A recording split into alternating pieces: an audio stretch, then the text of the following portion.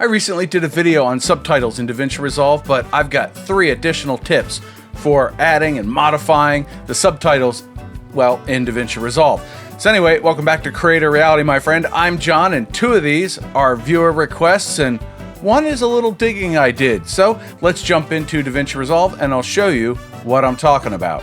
So here we have 2 clips. The first one is the intro to this video, and the second one is some room noise I recorded while I was drinking from my coffee mug.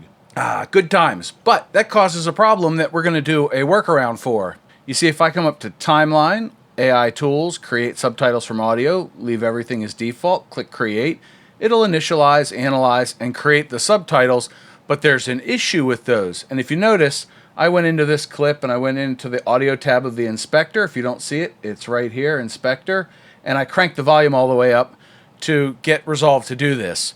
Your mileage may vary. I had to tweak the audio to get this to work, but take a look at the resulting subtitles. We now have this blank audio subtitle, and if I have my clip selected, press the D key to disable it, now you can see it put blank audio in here over, well, it is blank audio, but we don't need a subtitle for that, now do we? So the fix for that is to right-click on the subtitle track, choose Delete Track. That's good. We're going to come to our speaking portion, which is our first clip, and I put my playhead at the start of the clip, and I press the I key on my keyboard, and then I move the playhead to the end of the clip, and I press the O key on the keyboard. Now, when I come up to Timeline, AI Tools, Create Subtitles from Audio, and click Create, it's going to initialize, analyze, and create subtitles for just the section of the video that I had selected. Now that we're done creating the subtitles, we can use Alt-X to remove the in and out points. And as you see, I've got my basic subtitles right here on this first section, on the first clip, but not over the second clip. So hopefully that helps you save some time when you're creating subtitles and you don't want all that blank space having blank audio or no sound or whatever Davinci Resolve is choosing to put in there.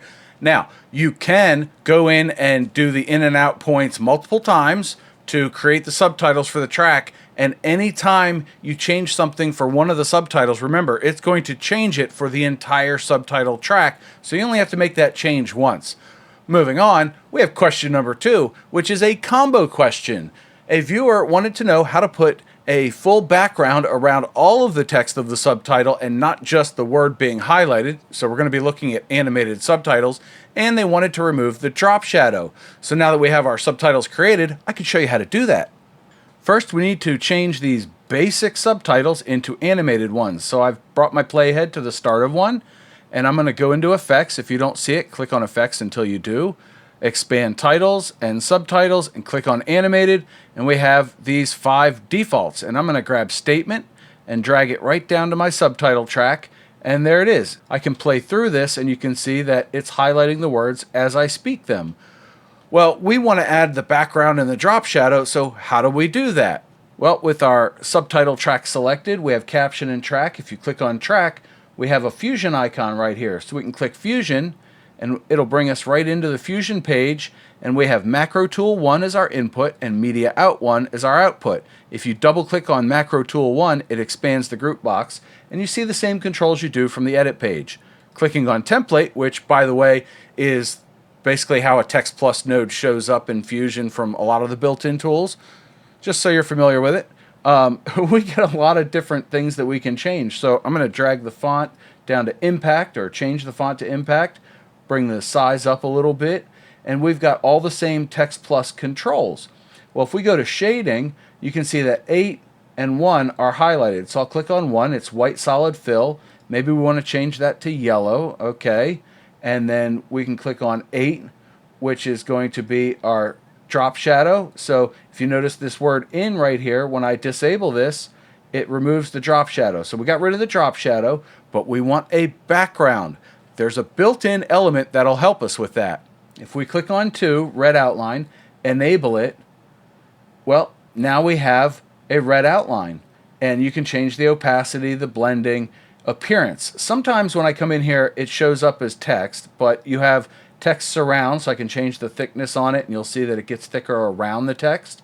And then we have this right-hand one, which kind of outlines the words, and then this solid fill will outline the words and fill them in. So the next thing we want to change is the level from word to text.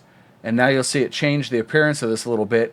If we left it at word and we change the rounding, you can see that it's creating a bubble effect around the text. Control Z to undo that, and then we'll change our level from word to text. And now we've got a background with no drop shadows. But if you want your drop shadow, you can enable it here, and you'll notice that it didn't show back up. That's because we need to change the priority of this thing. So we're going to go back to element 2, which is our red outline, and there it is.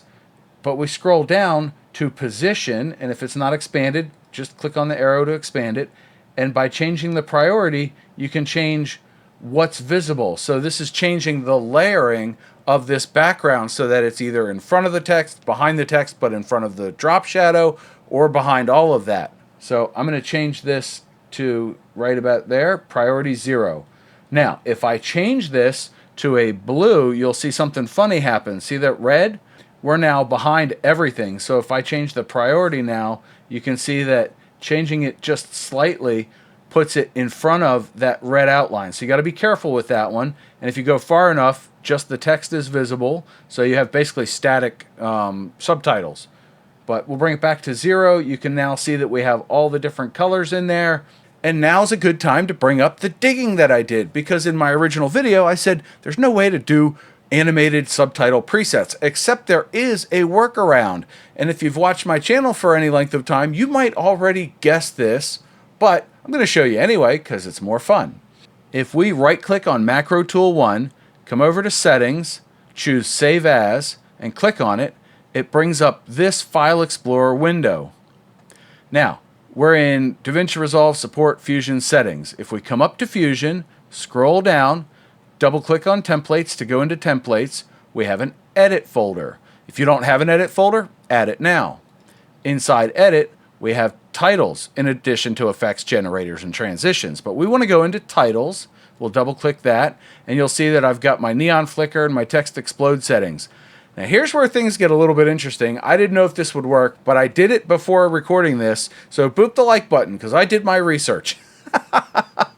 But hey, I'm going to click on New Folder, and I'm going to add one called Subtitles, and then we're going to go into Subtitles, and I'm going to add a new folder and call it Animated. Are you seeing where we're going here? Because we had those subfolders in those bins in the Edit page. So double-clicking on Animated brings us in here, and I'm going to remove Macro Tool 1 and type in CR Custom, and then click Save. Ta-da! Now when I come back to the Edit page, and all my subtitles and everything are gone, that's fine. We'll click on Titles, Subtitles, Animated. We now have a CR Custom. So if I drag in Word Highlight onto my subtitle track, you'll see that it changed. But then if I drag CR Custom on, you'll see that ta-da! We now have that garish looking thing, and we can still change the background to a different color. Maybe we want a green. There it is. We have those controls for us. We didn't add anything to customize this, but I've shown you in a bunch of other videos like this one how to make your own settings files, and yeah, Bob's your uncle, you're off to the races. So check that out. 3 relatively quick tips for working with subtitles and making some changes in Davinci Resolve. How cool is that, huh? Is it cool enough to like the video, subscribe, ask your Resolve questions in the comment section below? I certainly hope so, but I do appreciate your time today. And in case you want to learn more about Resolve, click on one of my other videos, which is right over here, and I'll see you there. John out.